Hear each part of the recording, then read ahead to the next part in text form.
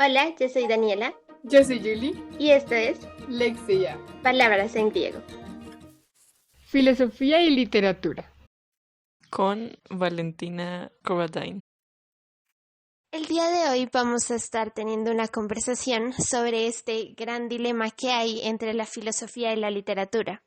¿Hasta qué punto nos diferenciamos? ¿Hasta qué punto somos uno? ¿En qué puntos converge y en qué puntos podría considerarse lejano? Hola, me presento con todos ustedes. Mi nombre es Valentina Corradine Velázquez. Actualmente estoy cursando la carrera de filosofía en una universidad de Bogotá. Y, y bueno, cuando me dicen que es solo una carrera, que solo un par de materias de historia, tal vez yo trasciendo un poco esa definición. Para mí la filosofía no es una carrera. Yo estoy leyendo a filósofos, estoy leyendo sus ideas, intentando entenderlas, interpretarlas y apropiarlas. Pero para mí la filosofía es un modo de vida. Entonces yo la vivo, yo aprendo de ella, yo cometo errores en ella y voy construyendo ese camino, lo voy forjando en la medida en la que adquiero conocimiento, ¿no? Tal vez de ahí la etimología de la palabra, amor al conocimiento. Tal vez muchos no estarán de acuerdo con esa definición, unos solo les parecerá teoría, pero bueno, para mí es más que eso, entonces creo que por eso estoy acá, porque vivo la filosofía y además de eso, la literatura, la literatura es como una mano amiga en este camino. Antes de empezar a cursar este modo de vida, sí estuve en un gran dilema porque llegó un punto de inflexión, ¿no? Entonces no sabía si enfocarme solo en la literatura o en la filosofía y no sabía qué camino elegir, pero pues al final se iluminó un poco esa decisión y, y definí a la literatura en mi vida como eso, como una mano amiga, como un hobby, un amor, una pasión que converge en este camino, pero que no es el camino. Y creo que esos son mis mayores intereses por el momento. Vivir filosóficamente, leer, escribir y, y aprender, cometer errores. Gracias, Vale, por esta hermosa presentación. Gracias por presentarte. Gracias por estos elementos tan bonitos que dices. Y creo que es algo muy bonito cuando mencionas cómo tomaste la literatura en tu vida como una mano amiga. Pero creo que lo importante aquí, que es algo que no bueno, nos vamos a cansar de mencionar, es que tomar la filosofía como un estilo de vida es tomar la filosofía como un oficio. Y eso también es muy importante y es lo que nosotras, digamos, repetimos constantemente. Y ya que mencionas un poco este debate que tienes entre carreras profesionales, como a la hora de escoger filosofía, literatura, yo quiero contar un poco cómo nació esta idea de hablar sobre la filosofía y la literatura. Y es algo que hace unas pocas semanas me puse a pensar en la carrera, una carrera llamada Filosofía y Letras. Muchos de mis profesores de literatura estudiaron y son profesionales en filosofía y letras y pues después se han dedicado ya a encaminarse en literatura netamente. Pero creo que pensar en esta carrera me hizo debatirme entre cuál sería la relación que hay entre la filosofía y la literatura, porque antes eran una sola carrera y pensándolo más allá, ¿y por qué ahora son dos carreras? Porque ahora es filosofía y literatura. ¿En qué puntos se conectaban como para que fuesen una sola? ¿Y en qué puntos ahora se diferencian de tal manera que son dos? Ahora bien, creo que lo que dice Vale de la literatura como mano amiga de la filosofía, creo que eso no se puede negar, creo que ambas son unas carreras que van muy, unas áreas de conocimiento que van muy de la mano, pero sí quisiera preguntarle a Vale, como cuáles crees tú que podrían ser los primeros acercamientos hacia esos puntos en los que tal vez se puedan diferenciar o tal vez puedan tener similitudes. también estuve pensando un poco a raíz de esa misma pregunta. Y bueno, intenté separar, categorizar el título de estudiar filosofía y letras. Entonces, uno está estudiando filosofía, que ya la definí, pues para mí es un modo de vida, y están las letras, ¿cierto? Pero ¿qué significa esa palabra letras, no? Entonces, si uno se pone a pensar letras, una letra es lo que compone una palabra. Una palabra es un conjunto de letras que unidas forman una oración, una frase o un verso, ¿no? Y unidas, estas construcciones de palabras se forman párrafos, se forman historias, se forman cuentos, poemas. Y a partir de una sola letra se forma un significado, se forma una definición de un algo. A partir de una letra uno empieza a intentar, sí, comprender el mundo, tratar de humanizarlo en un lenguaje común. Y entonces, cuando las personas estudiaban filosofía y letras, estaban estudiando tal vez una forma de, pues, según este hilo que estoy intentando llevar, ¿no? Estaban estudiando una forma, un método, un camino por medio del cual entender y significar su mundo a partir de más personas, de más teorías, de más definiciones, significados, abreviaturas, palabras. Sí, tal vez era una forma, estaban intentando descomponer todo lo que se veía, escuchaba, sentía, olía, comía en ese lenguaje común, ¿no? Y ahora entendiendo el lenguaje no solo como un conjunto de letras y de palabras y de oraciones, sino un lenguaje de gestos, de implicaciones, de connotaciones, de notaciones, ¿sí? Este lenguaje implícito y explícito en todo el mundo. Y me atrevería a especular eso, porque también, no mis profesores, o bueno, no sé ellos que estudiaron, pero sí los autores que leo, el 80%, el 90% de ellos son graduados de filosofía y letras, ¿no? ¿Y qué hacen ellos? ¿Qué hago yo con ellos? Intento entender ese mundo, ¿no? Darle una significación propia. Yo creo que esto que dices de qué son las letras es algo muy bonito, me parece muy bonito lo que mencionas. Yo la verdad es que creo que las letras como un núcleo de estudio son la base de estos campos de estudio, tanto de la literatura como de la filosofía. Creo que tanto la literatura como la filosofía, lo leí alguna vez, son formas de poner bajo la lupa, son formas de mirar exhaustivamente la realidad, iba a decir la realidad contemporánea, pero la realidad en general. Es decir, no es algo nuevo, sino que ya lleva mucho tiempo y estas dos áreas lo que hacen es colocar en tela de juicio muchas cosas. Lo que pasa es que estaba hablando con una amiga y yo le estaba comentando un poco acerca de esta relación y ella me dijo, estoy de acuerdo contigo, pero lo que ella me quiso agregar fue que la filosofía preguntaba, la literatura contestaba. Eso fue lo que ella me dijo. Me pareció muy interesante. Bueno, no específicamente eso, pero lo resumo así. Pero me parece muy interesante porque cuando hablamos de la filosofía y la literatura colocando a la realidad en una lupa, me pareció interesante observar como que tal vez es cierto que la filosofía pregunta, la literatura a veces no pregunta, sino que ya lo tiene. Y yo creo que, en cierto modo, la filosofía, como ella sola, abarca el estudio de muchos aspectos del ser humano. Pero creo que lo que la caracteriza es que observa cómo se comportan estos aspectos en determinada área.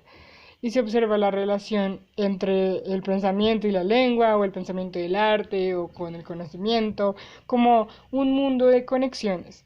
Y es por eso que tiene un sinfín de divisiones pensar en la filosofía la estética, la ética, la epistemología, entre ellas también, por ejemplo, está la filosofía del lenguaje, que creo que es un campo de estudio muy interesante de observar para esta conversación. Pero creo que la literatura, tal vez mi primera respuesta sería que es un poquito menos amplia, la verdad. Igual sigue teniendo muchos matices y mucha información contenida, desde la teoría, la lingüística, toda la parte hispánica o no hispánica, ficcional, no ficcional, todo esta manera, todos estos tipos de literatura en los que se desglosa son infinitos, pero creo que no llega a ser tan amplio, la verdad, como la filosofía. Creo que es lo primero que pensé con respecto a la relación entre estas dos áreas. Ay, Julie, un pequeño comentario, disculpa, antes de seguir, antes de que se me olvide. Hace unos días estaba trabajando en un artículo que trataba sobre el escepticismo en la filosofía. A grandes rasgos, el escepticismo en la filosofía se divide en escépticos radicales, moderados y neutros, por llamarlos así. Y estos escépticos se basan en poner en tela de juicio casi todo. Digamos, los escépticos radicales ponen en tela de juicio todo. Todo es todo. Ellos no están seguros de que lo que están viendo, lo que están escuchando, lo que están sintiendo, comiendo, oliendo es verdad. Los moderados, digamos que tienen unos preceptos establecidos, mientras que otros no, y esos son los que ponen en tela de juicio. Sí, entonces está esa disputa entre esos escépticos, pero lo interesante de este artículo es que esta chica que lo redactó proponía que los escépticos radicales, que son aquellos que ponen en tela de juicio todo, como ellos no tienen un soporte, ellos dicen esto no es real, no sabemos si es real o no, entonces no podemos confiar en eso. Por ejemplo, en los sentidos. Ellos mismos dicen que el lenguaje es algo de lo que se debe dudar, ¿sí? Y al decir eso, están diciendo que sus propias proposiciones son algo que no debe considerarse como verdadero. Entonces ocurre esa disputa entre los escépticos radicales y los moderados, ¿sí? Como ustedes no pueden decir que esto no es real porque ustedes lo están diciendo y en ese caso no tendría sentido que lo estuviesen diciendo. Y bueno, la conclusión del artículo es que los escépticos radicales por lo menos deben tener esa base del lenguaje común, ¿sí? Deben aceptar un lenguaje por medio del cual comunicarse y expresar sus ideas. Cuando Vale en su primera intervención estaba hablando del lenguaje, cuando mencionaste sobre el lenguaje, la verdad es que recordé cuando hablábamos en la relación entre música y literatura, cuando hablábamos del lenguaje como la base de la letra de la palabra, y me pareció fascinante notar cómo creo que la primera semilla de unión que existe entre en general las artes, y ahí también tengo otra gran pregunta, es eso, es cómo transformamos y cómo entendemos el lenguaje. Y creo que dejo esta pregunta súper abierta, pero cuando me puse a pensar en esto, en el lenguaje como base, y dije, claro, la música, las artes, la literatura, y pensé, no, y la filosofía, y luego tuve un loop mental y pensé, wow, wow, ¿es la filosofía un arte? Creo que es una gran pregunta para más adelante. Pues yo me quedé con muchísimas ideas y la verdad siento que se están yendo poco a poco. Pero una de estas es algo que decía Julia al comienzo de su comentario, que hablaba sobre la filosofía preguntando y la literatura respondiendo. Y yo creo que esa es una de las cosas que más me pongo, o bueno, que podría ponerme en debate, porque justamente yo leí hace poco un artículo de María Zambrano que hablaba sobre escribir, sobre la literatura, y ella describía un proceso muy interesante que a mí me parece muy bonito, pero que a la vez suelo cuestionarlo mucho, porque ella hablaba del escritor como alguien que tiene un secreto y lo revela por medio de la obra.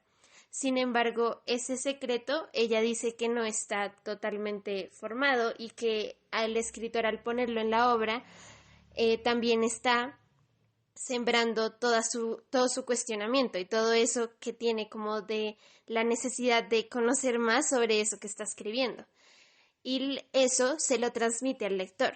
A mí me pareció una idea muy bonita, pero cuando comenzamos por decir que el escritor tiene un secreto para ser revelado, me parece que necesitamos de esa segunda parte para entender lo que es esta relación entre escritor y lector en la literatura. Me parece que necesitamos de pensar que el escritor aún está descubriendo sobre lo que está escribiendo. Dani, wow. Ok, el mundo es sorprendente. Justamente tengo un fragmento de una obra de Jean Sartre, de su libro titulado ¿Qué es la literatura? Y pues me gustaría leerlo a propósito de la relación que se establece entre el escritor y el lector. Entonces, aquí va. Uno de los principales motivos de la creación artística es indudablemente la necesidad de sentirnos esenciales en relación con el mundo. Este aspecto de los campos o del mar y esta expresión de rostro por mí revelados cuando los fijo en un cuadro o un escrito, estrechando las relaciones, introduciendo el orden donde no lo había, imponiendo la unidad de espíritu a la diversidad de la cosa, tienen para mí conciencia el valor de una producción, es decir, hacen que me sienta esencial en relación con mi creación. Pero esta vez lo que se me escapa es el objeto creado. No puedo revelar y producir a la vez. La creación pasa a lo inesencial en relación con la actividad creadora. Por de pronto, aunque parezca a los demás algo definitivo, el objeto creado siempre se nos muestra como provisional. Siempre podemos cambiar esta línea, este color, esta palabra. El objeto creado no se impone jamás. Un aprendiz de pintor preguntaba a su maestro: ¿cuándo debo estimar que mi cuadro está acabado? Y el maestro contestó: cuando puedas contemplarlo con sorpresa, diciéndote: soy yo quien ha hecho esto. Ese es el pequeño fragmento de la obra y pues a raíz de ese fragmento me surgen un par de ideas, que es el papel relevante del lector o a quien se le da la creación propia. En este caso el lector tiene la posibilidad de leer un libro completamente distinto al cual el escritor tenía pues presupuestado escribir, ¿no? Este lector tiene esa capacidad artística, tiene esa capacidad creadora para darle todo un nuevo sentido. Yo conozco este fragmento de Sartre y en el artículo algo que me llama mucho la atención es justamente esa relación entre lo que es el lector, la obra en sí misma y el escritor o el autor. Y me gusta que se ve como luego de estar hecha la obra, llega a desligarse del escritor mismo y llega de una forma distinta también al lector. Exacto. Y continuando con esa idea, era, pues, sí, mi conclusión iba bastante encaminada a eso que nos estás presentando, Dani. Y es que, por ejemplo, un filósofo podría escribir su obra filosófica, ¿cierto? Y la categoriza como obra filosófica. Llega un literato, aquí entendiendo literato y filósofo como cosas distintas, ¿sí? Hace una obra y la cataloga como obra literaria, ¿cierto? Pero en el momento en el que esas dos obras se le entregan al lector, a ese espectador, a ese tercero puede fácilmente decir: eso no es una obra literaria, eso no es una obra filosófica, eso es otra cosa, ¿sí? Y y puede empezar a mezclar las disciplinas, puede empezar a descomponerlas, poner una parte de la literatura, otra parte de la filosofía, si se entienden como distintas, claro. Y así es como el papel del lector sale a la luz, ¿sí? Esa obra es un nuevo hijo que cobra vida y el lector es el hijo que empieza a crecer y empieza a vivir por sí mismo, ¿sí? Cuando se desentiende de su padre, que es el escritor, ya tiene su propia vida y toca dejarlo vivir. Muy de acuerdo con esa idea de la importancia que tiene también el lector en esta discusión entre filosofía y literatura. Yo, pues, retomando un poco también lo que había dicho antes, para redondear el comentario, era que cuando vemos al escritor haciendo la obra y teniendo aún dudas, buscando aún conocimiento y no teniendo el secreto completo, como se diría en los términos de María Zambrano, yo pienso que es ahí donde vemos que somos los escritores también dadores de dudas y sembradores de inquietudes y buscadores de un conocimiento por medio de nuestras palabras en versos, personajes y narraciones. Entonces, yo no diría en sí que la literatura tiene respuestas, sino que más bien también es eso que decía, dador de dudas, y es sembrador también de muchos otros pensamientos y es muchas veces razón por la cual se comienzan otras búsquedas de conocimiento. Tiene mucho que ver con cuando pasa el texto ya no de las manos del escritor, ya no es a estar en las manos del escritor, sino pasa a estar en las manos del lector, donde nacen muchas otras cosas que tal vez el escritor no había visto cuando estaba haciendo la obra. Creo que esto último que dice Dani de el escritor como sembrador de dudas también es uno de los debates que aparece cuando se afirma exactamente lo que dije de la filosofía pregunta y la literatura responde. Y creo que esa es una de las razones por las cuales es muy debatible esta afirmación, pero también me puse a pensar, y si pensamos en que la misma existencia de lo narrativo, de lo literario, lo que hace es plantear cuestiones filosóficas. Cuando Vale menciona que, bueno, esta anécdota, por decirlo así, de los escépticos, me parece muy interesante cuando dices que hay un punto en el cual es necesario partir del lenguaje para poder pues continuar con lo que se está diciendo. Y creo que eso mismo es esto. Me puse a investigar y es que no estoy segura, hay un término que se llama giro lingüístico y me acuerdo mucho de lo que estás hablando de los escépticos porque dice que el giro lingüístico plantea que el trabajo de la filosofía no puede lograrse sin el análisis previo del lenguaje, lo cual me pareció supremamente interesante porque es como un ciclo.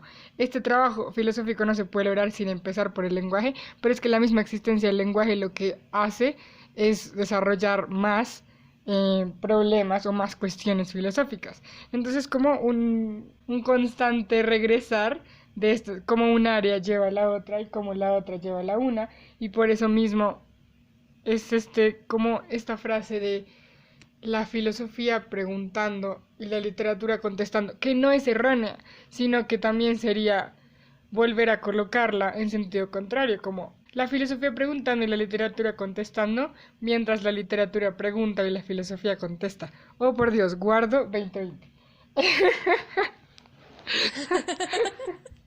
Oh, no. Están ahí en tremenda conversación esos dos. No me dirá, no.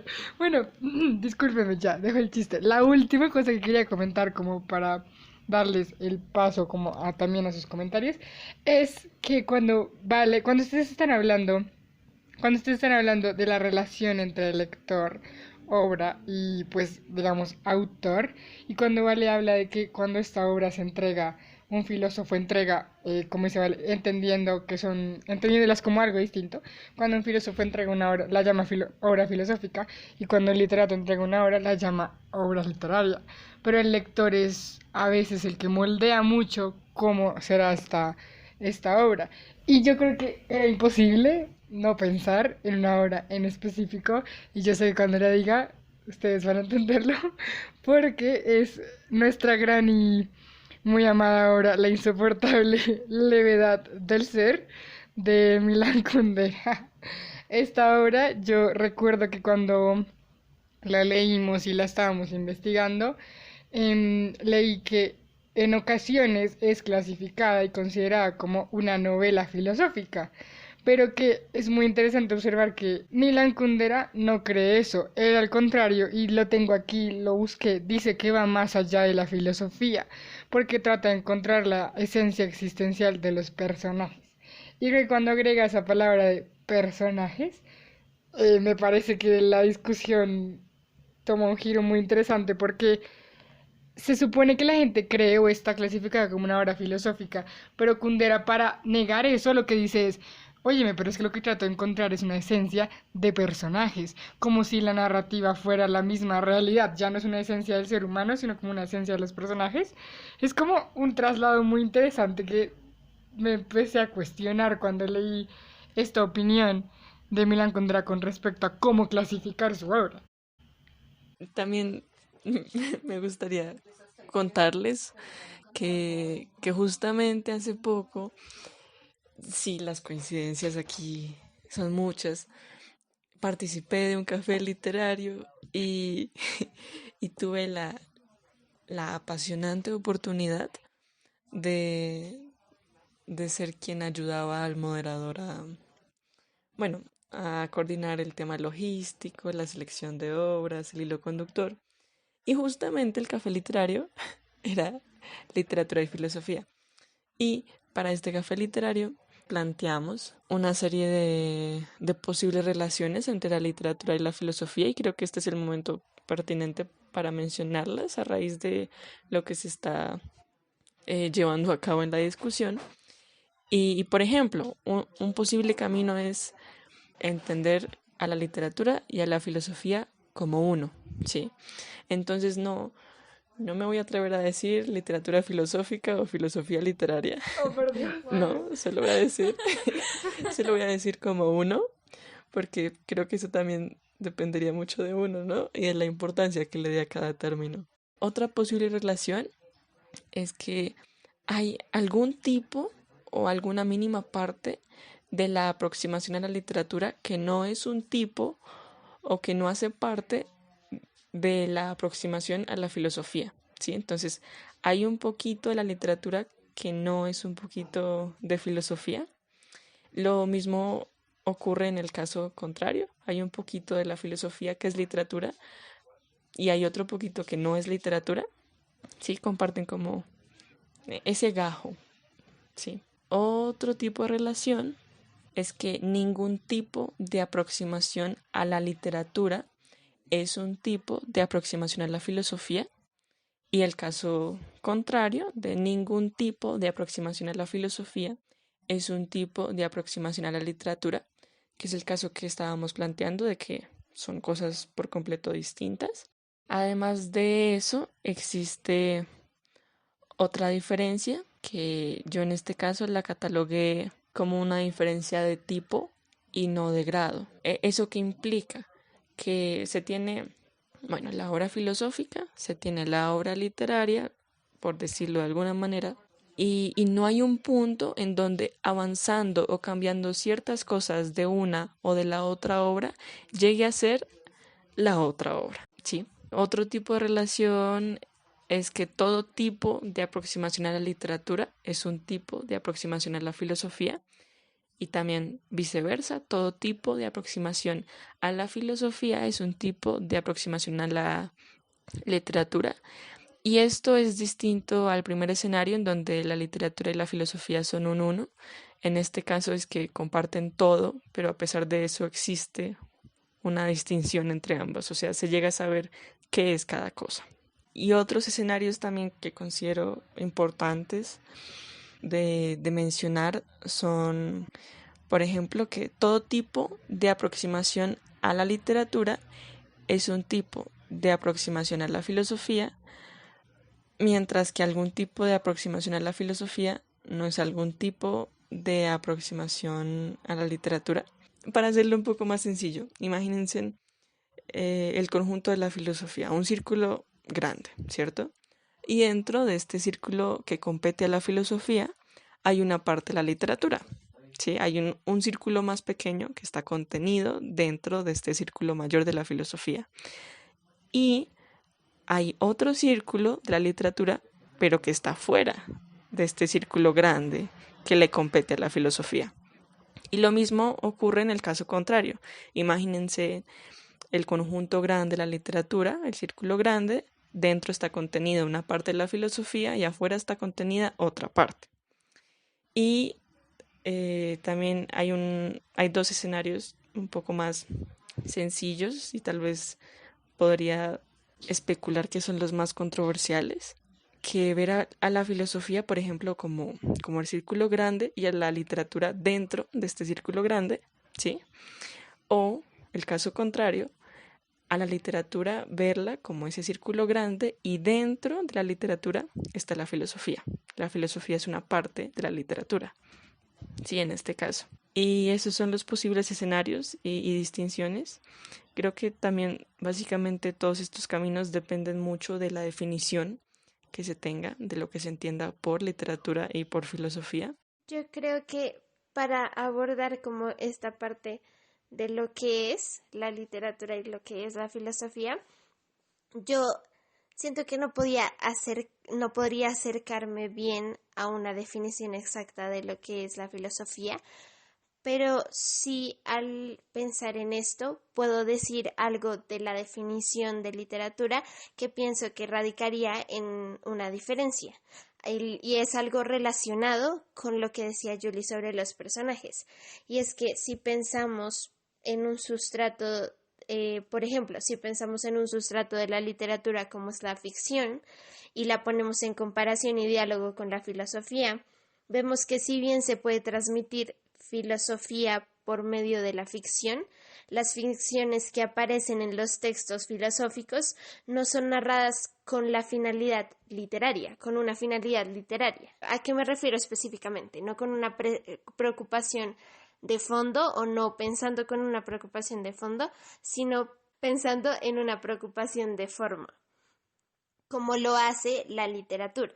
La literatura tiene toda su conformación de personajes que si bien tienen que ver con aquello que quiere la literatura plasmar, con aquello que tiene como fondo, es algo diferente o hay algo hondo en la conformación de un personaje.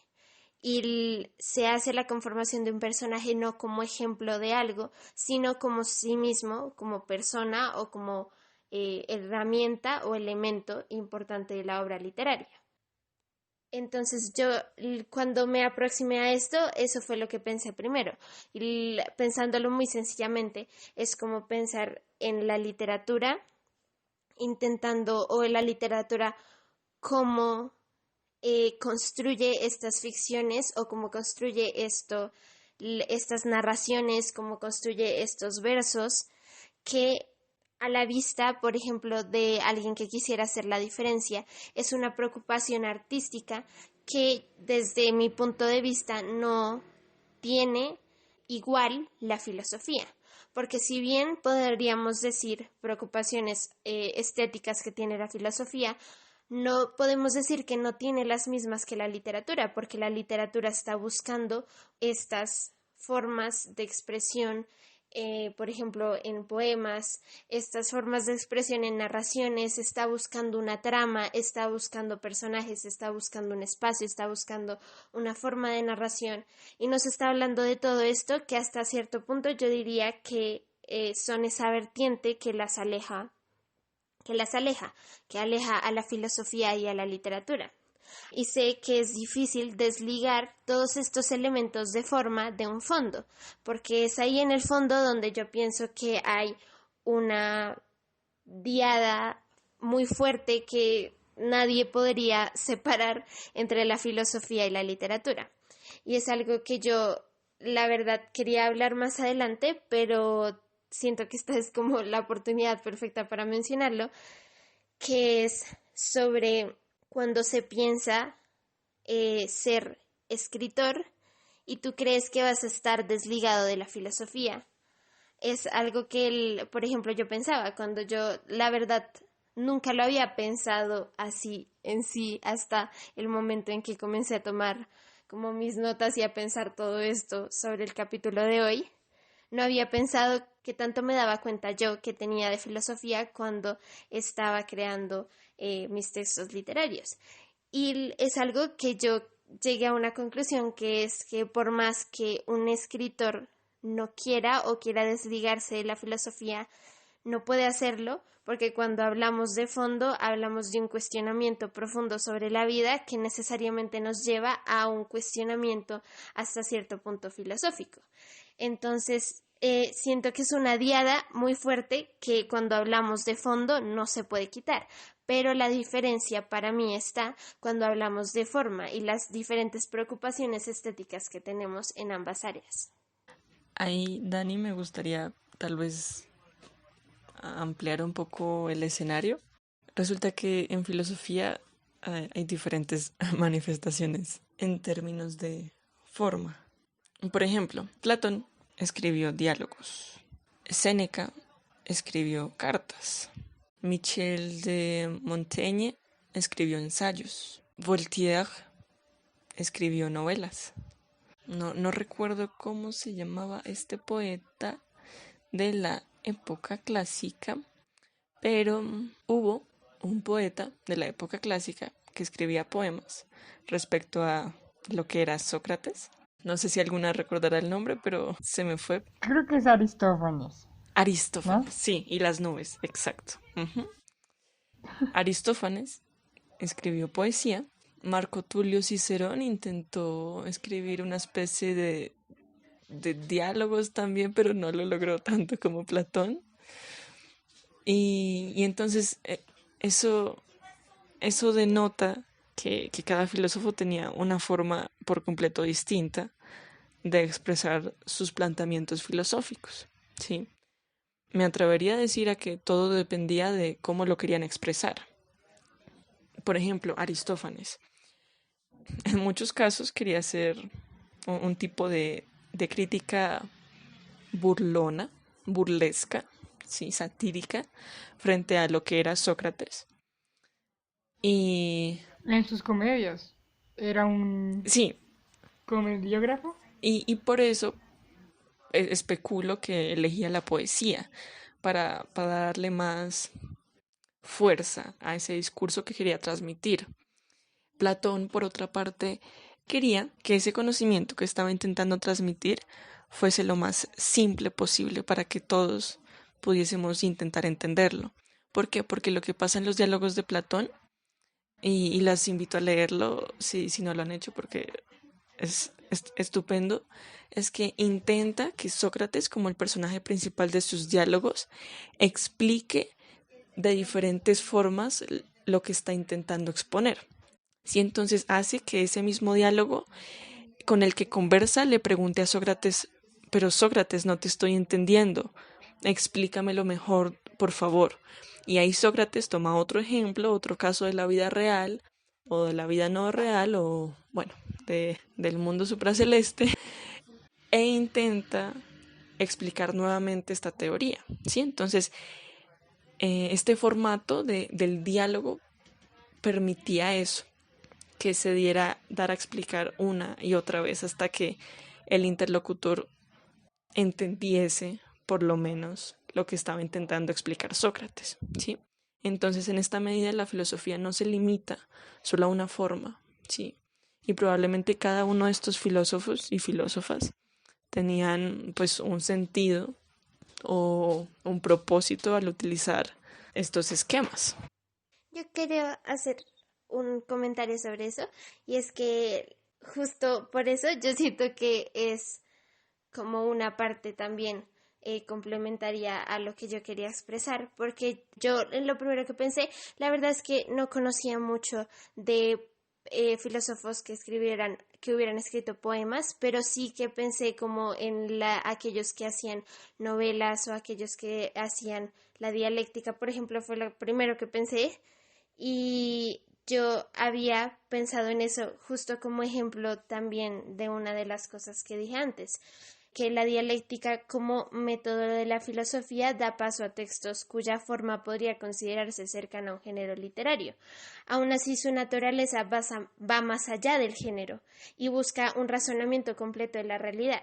Entonces, como tú decías, los filósofos buscan la forma mejor o la forma en la que querían expresar sus ideas, lo cual me parece diferente a una preocupación estética que se trate como la del literato, que es distinta a donde nace la preocupación estética del literato, que es, por ejemplo, en el caso de una narración, contar.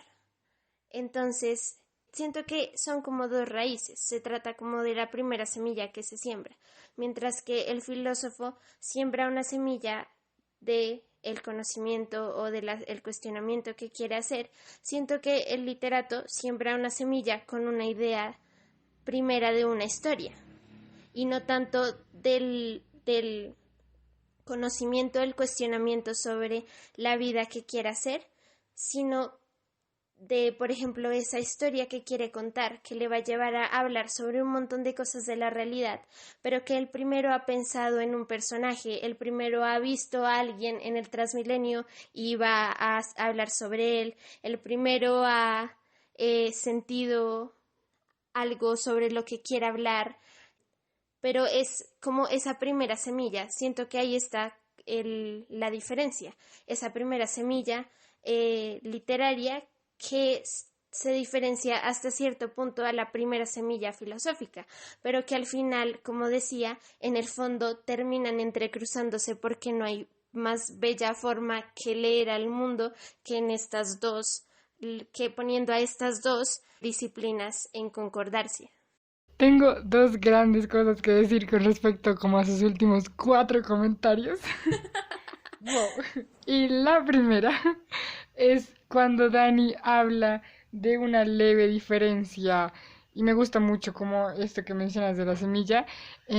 Creo que era importante mencionar, o lo primero que me parece, o como la teoría que me parece que enmarca lo que estás diciendo, es, son las funciones del lenguaje de Jacobson.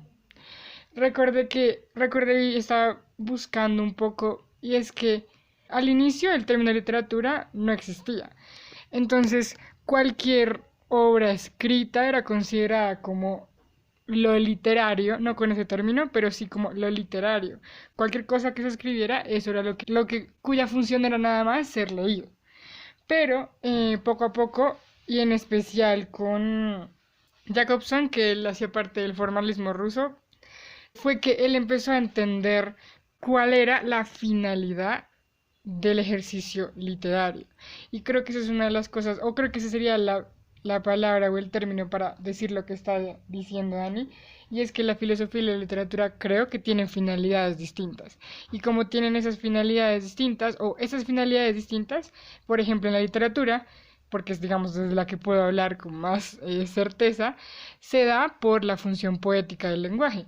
Entonces la función poética es esto que dice Dani de una semilla en la cual comienza con un personaje, con una idea, con un interruptor así creativo, por decirlo así, porque la función poética del lenguaje lo que está diciendo es que el acto comunicativo está centrado en lo que estás diciendo, en el mensaje mismo, y en la forma como está escrito y en la forma como se transmite.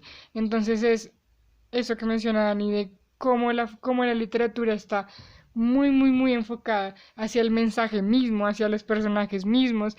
Claro que tiene completa relación con la realidad, claro que está situada en un contexto específico, que digamos que en eso sí es muy...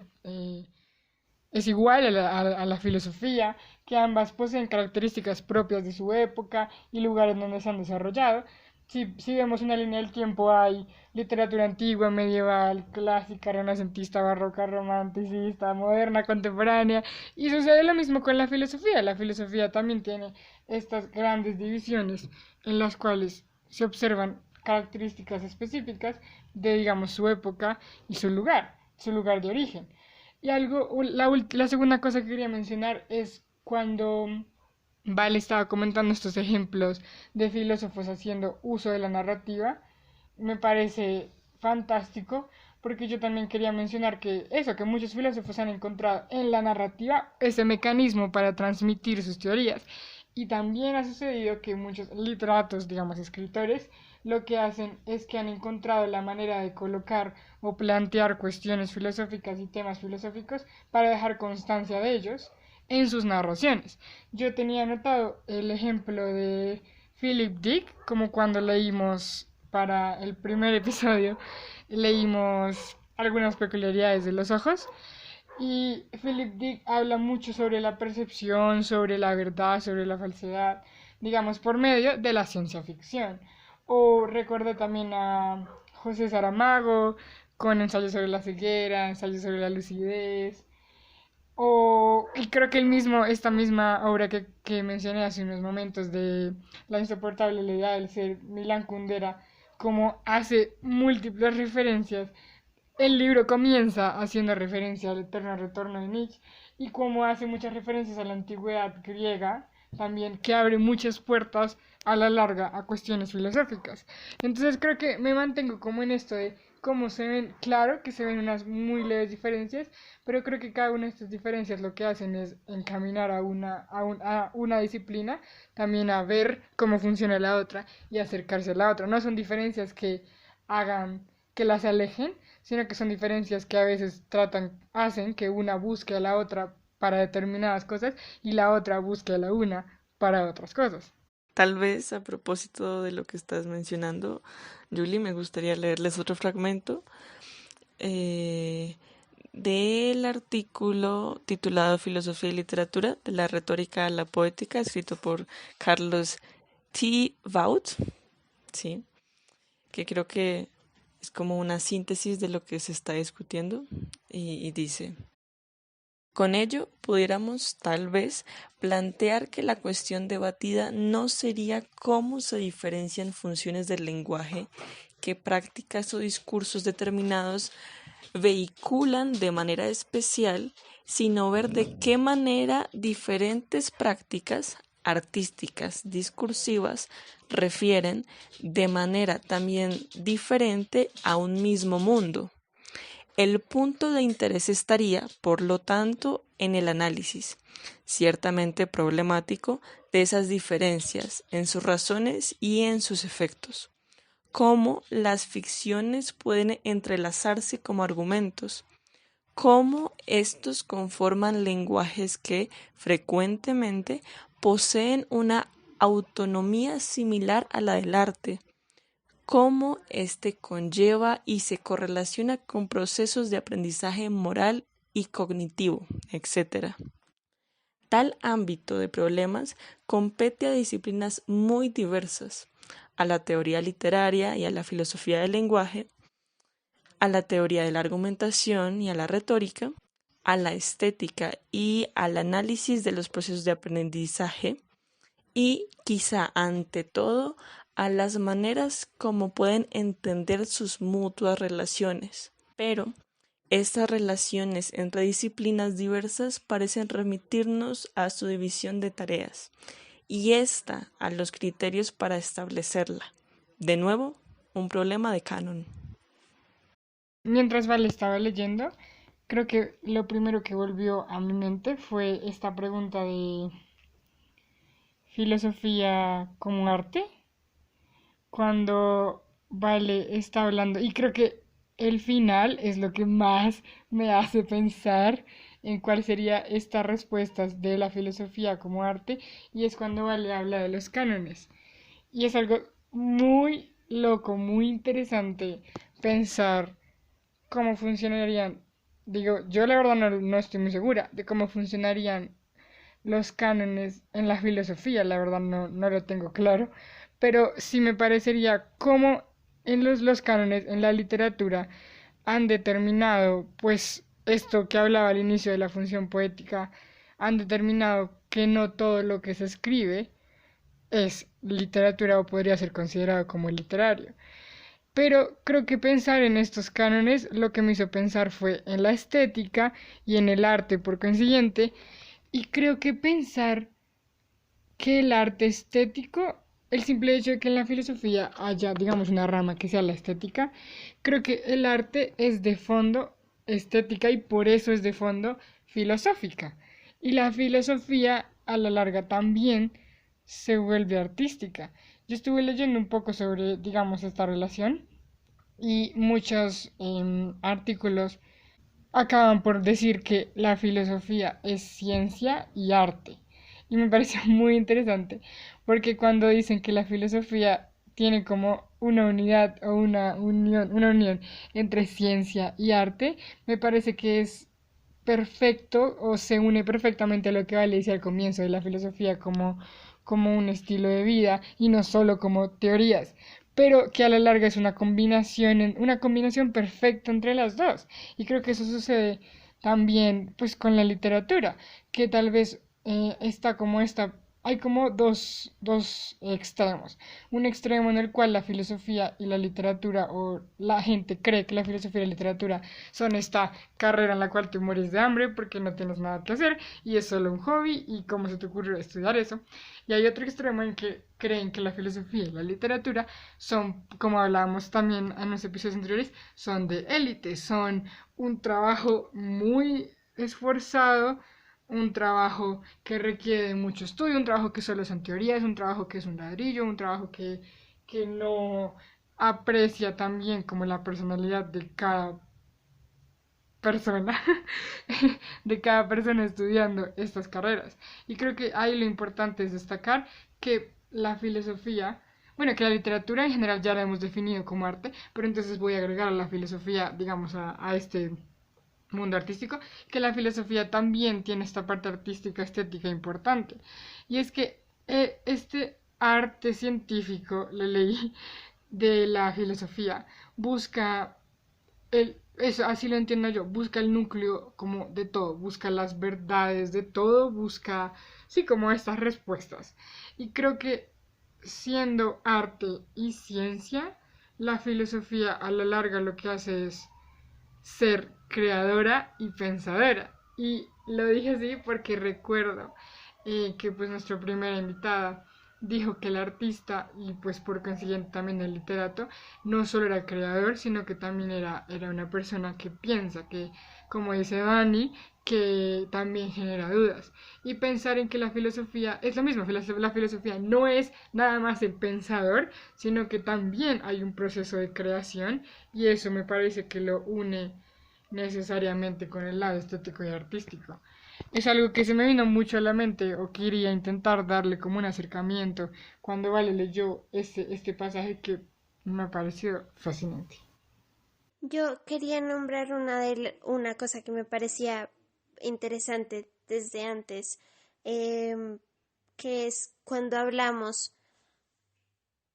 hablábamos como diferencia, veíamos también o nos costaba ver cómo llegaba el literato a conectarse con la filosofía. O sea, si decíamos que al comienzo el literato tiene esta semilla de contar algo, ¿cómo hacía él para conectarse tanto luego con la filosofía según lo que estábamos planteando? Y yo encontré a esto una respuesta y es, bueno, en uno de los artículos que leí lo llaman como la literatura comprometida y tiene mucho que ver con la responsabilidad del escritor, la responsabilidad social del escritor y que más allá de ser solo como responsabilidad en sí, es algo que yo, como antes decía, yo diría que es casi innato. Yo no me imagino sentarme a escribir un cuento, una novela y desligar mi vida totalmente a la realidad y a la crítica y al pensar críticamente la vida, no podría, no podría escribir un cuento, no podría escribir una novela si hiciera eso.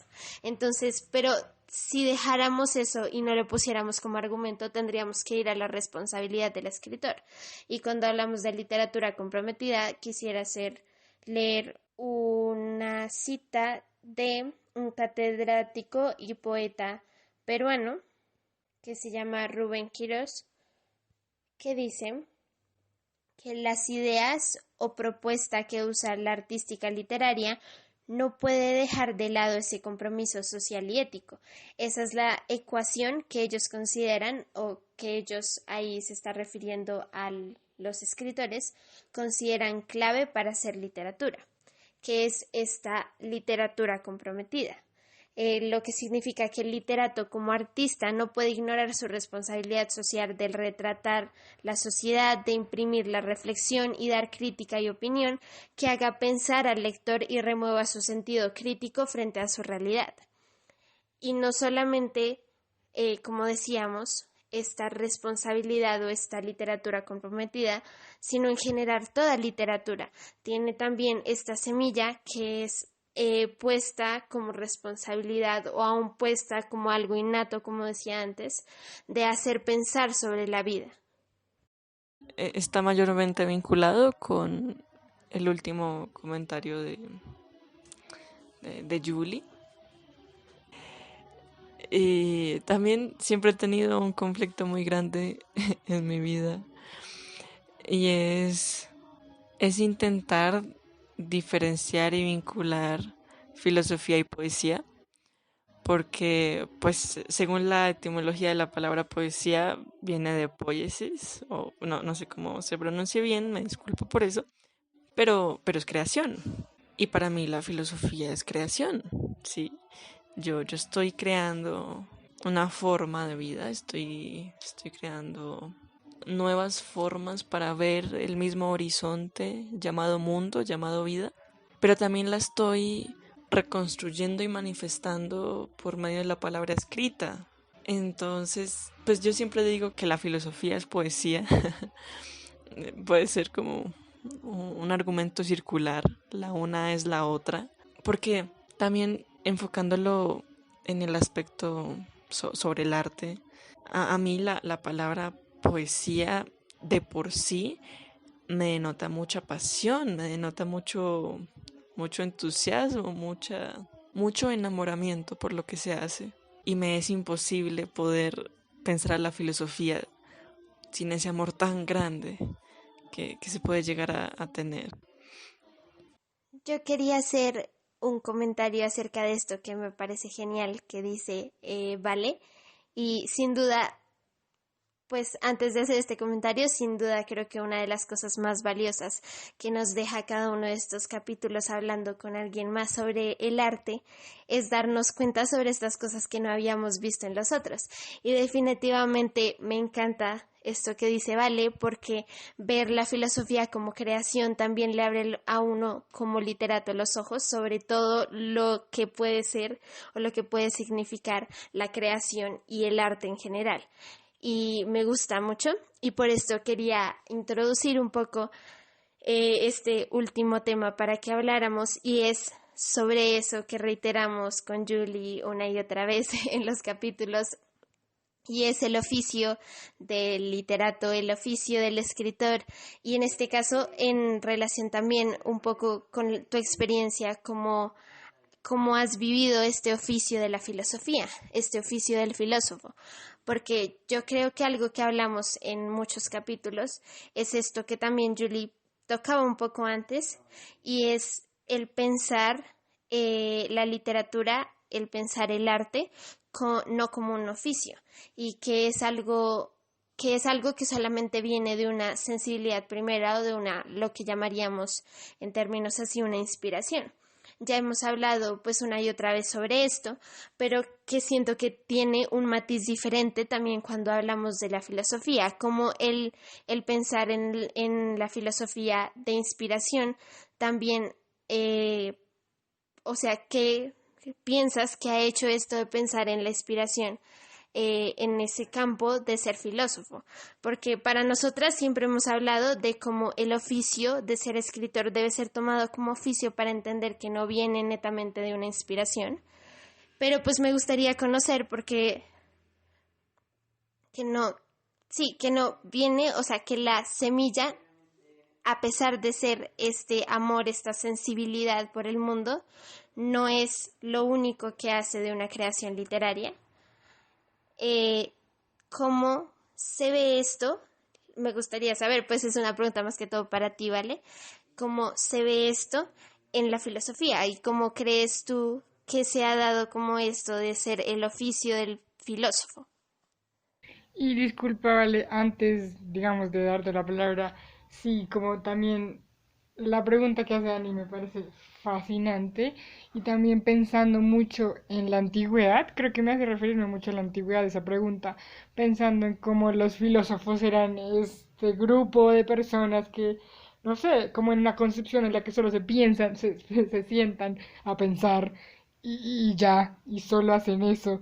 Y está muy interesante la pregunta pues teniendo en cuenta eso, cómo han sido los filósofos vistos, digamos a lo largo de la historia y también redondeando lo que dice Ani, lo que nosotros siempre reiteramos es que el artista, el literato, no es un cúmulo de sentimientos exacerbados todo el tiempo, no tenemos que estar en depresión para escribir algo triste, no tenemos que estar enamorados para escribir sobre el amor, sino que también como es un oficio, tiene composición, tiene métodos, y eso lo hace también, pues, como dice el un oficio.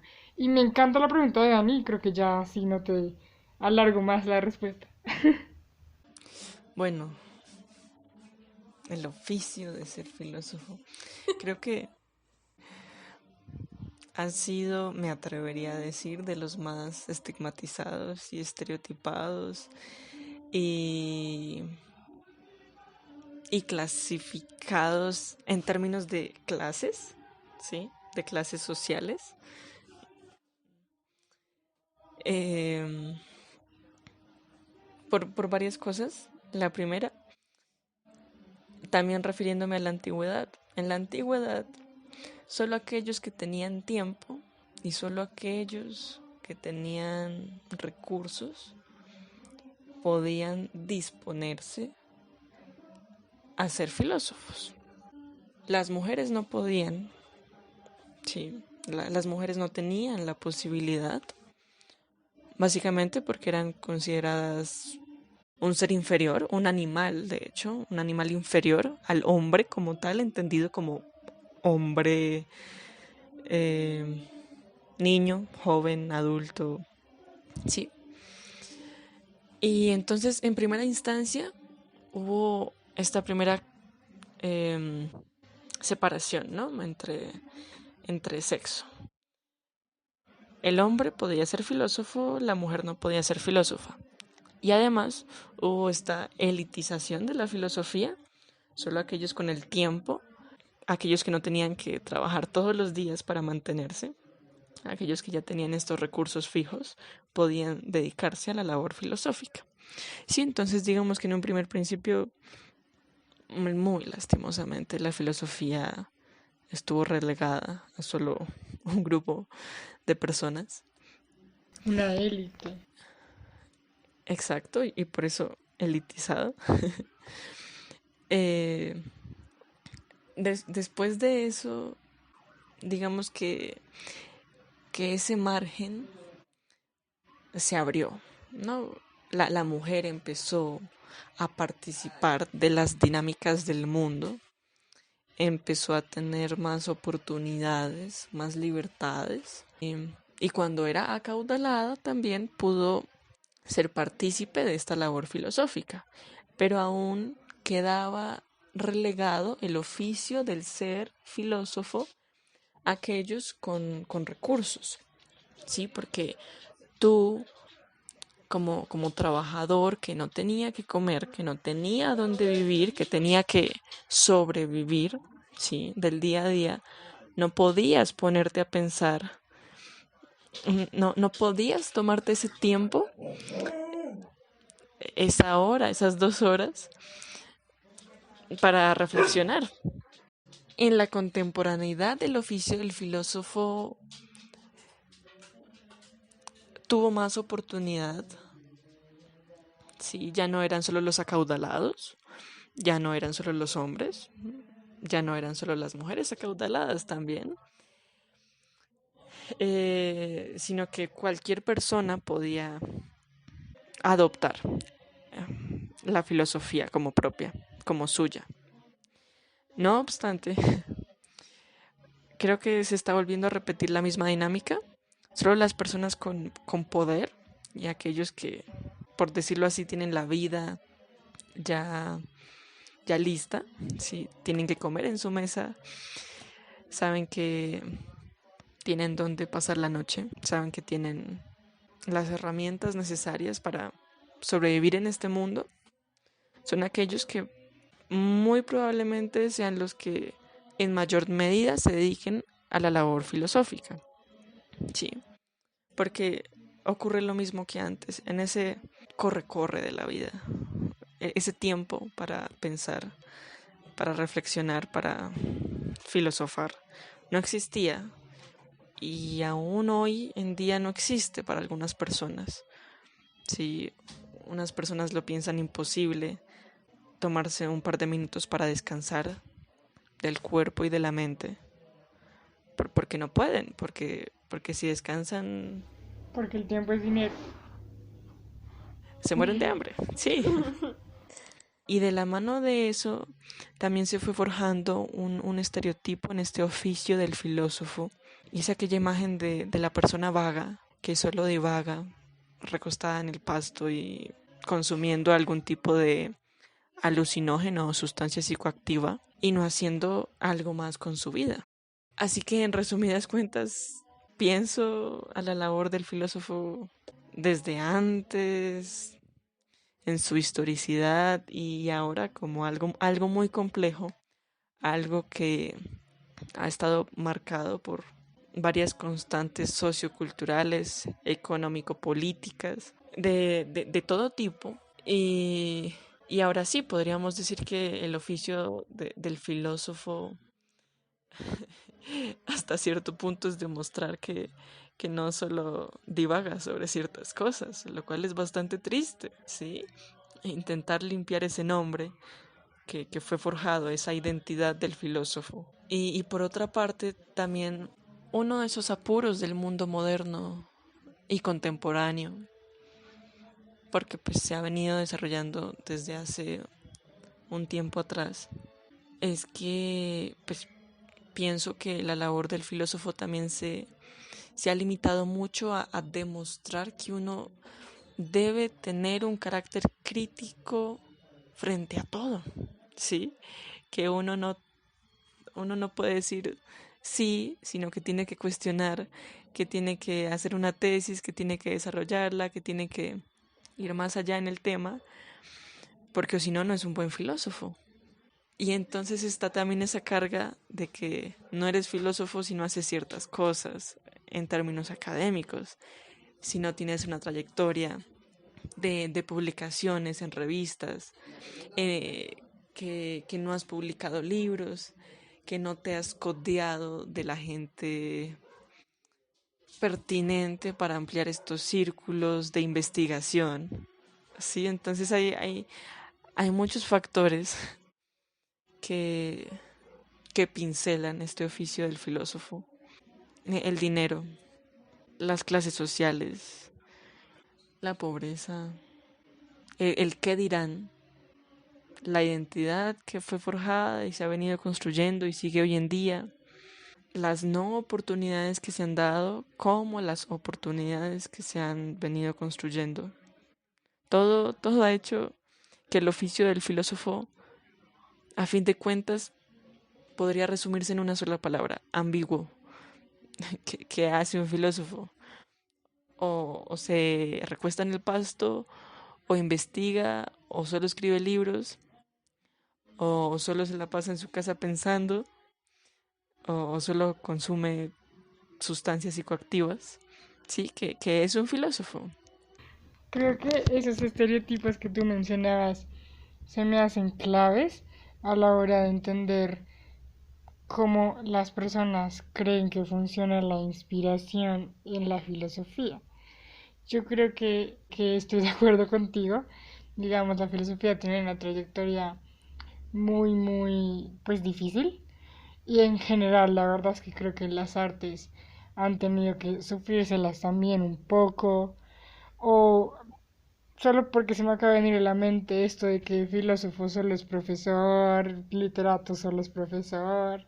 Sí, como que a veces se cierra un poco el panorama de lo que es el verdadero oficio. Yo creo que lo que para mí es, pues digamos, certero, ya redondeando para hacer el cierre de esta conversación de hoy, es que hay una multiplicidad de aproximaciones para ver la literatura y para ver la filosofía.